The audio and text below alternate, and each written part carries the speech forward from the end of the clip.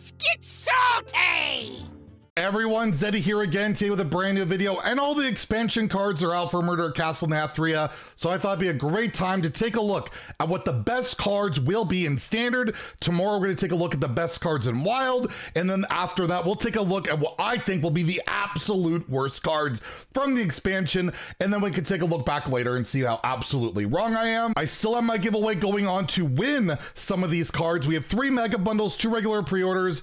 All you have to do is like and comment in the video in the description below, subscribe to the channel. If we hit 55k by Sunday is our deadline for the giveaway. I will add another mega bundle to the giveaway. Winners will be announced on Monday. So as you can tell, I've already completely whaled out. I have all the cards already for the latest expansion in gold. I even have like a billion dust. What is going on? I'm actually just on the theory crafting account that Blizzard has allowed us to go on, and it has all the cards, and it's always fun to take a look at the golden cards, and we can do that. So I'm going to take a look at what I think will be the best card for each class. So we'll take a look at 11 cards total. So Demon Hunter has a lot of good stuff. The Relic seems solid. The Cheap Burn seems really good, but I'm just going to stick to my gun. Crixix the Voracious, I'm going to go with as being the best Demon Hunter card from the set. 4 mana 7/7 with Battlecry. Discard your hand, so that's a pretty big downside if you have a lot of cards. However, it's got a Death Rattle. Draw 3 cards. You can cheat it out with the old Quillbore 3-drop. You can cheat it out with Death Speaker, and just in the deck that just doesn't care, just dumps its hand. I think this card slots really well into basically multiple archetypes in Demon Hunter. I think Crixix will be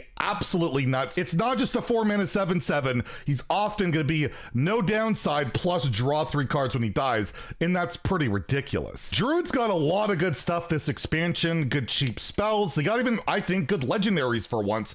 Even their own puzzle box. However, I have to go with Widow Bloom Seedsman, the 4 mana 3/2 Battlecry. Draw a nature spell, gain an empty mana crystal. For 1 more mana than Wild Growth, you not only get a Wild Growth, you get a 3/2 body, and you draw a nature spell. Just a ridiculously good card. I just don't see how this isn't the best Druid card of the set. It's just the perfect Druid card. It does everything that you would want to do in Druid, unless you're playing a pure aggro strategy. Just an incredibly good card, and I love the artwork. It looks absolutely amazing. Hunter got a mix of some big spell, big minion stuff in this whole Wild Sea package. And for me, the best card has to be Wild Spirits. It's a 3 mana nature spell. Summon 2 different dormant wild seeds. Make your wild seeds awaken 1 turn sooner. If this is your only wild seed card in the deck, it's really good. You're getting 2 wild seeds sped up immediately. Wild seeds on their own aren't that bad. Speed them up, it's really good. If you speed up Arelon, it's even more busted because you get all the wild seeds.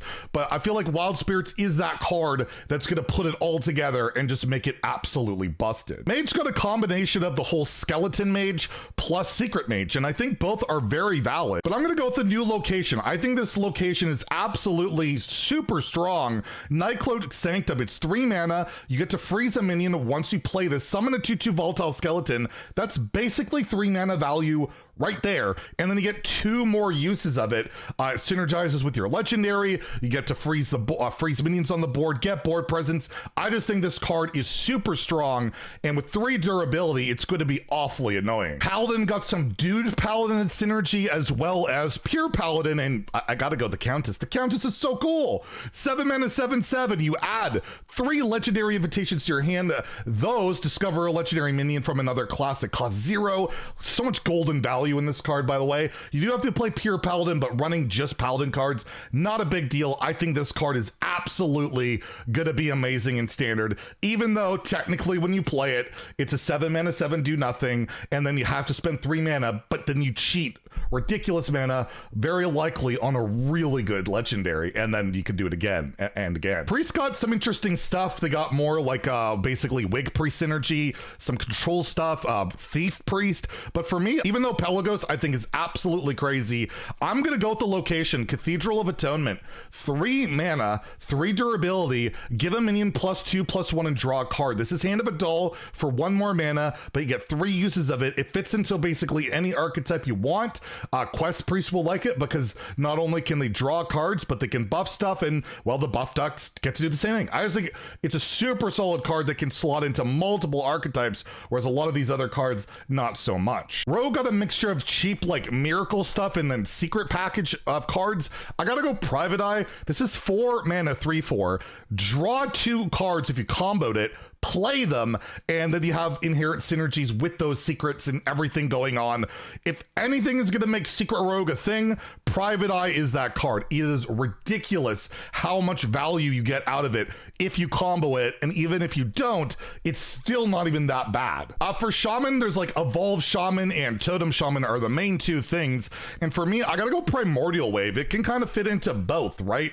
This can go into so many different decks. You get both an Evolve and Devolve effects. You transform enemy minions in ones that cost 1 less and friendly minions that cost 1 more. Devolve is one of the most busted spells ever. Evolve is one of the most busted spells ever. Put them together for 3 mana. I feel like you got a really good spell going on here. Even if a lot of the time it will probably just be a 3 mana Devolve, that's really just not that bad. Warlock has this whole Imp Warlock strategy going just as well as Shadow Spell. There's no particular payoff for Shadow Spell outside of Lady Darkvein, but it can go into other, like, you know, Curse Warlock. But I have to go with a Pending Catastrophe. 2 mana, draw a card, repeat for each imp you control. With all the imp stuff going on, I do think Imp Warlock will be a thing. Like the 4-drop out there, that's another card I considered. The overstat, like 4 mana 6/6 thing, and you get another copy.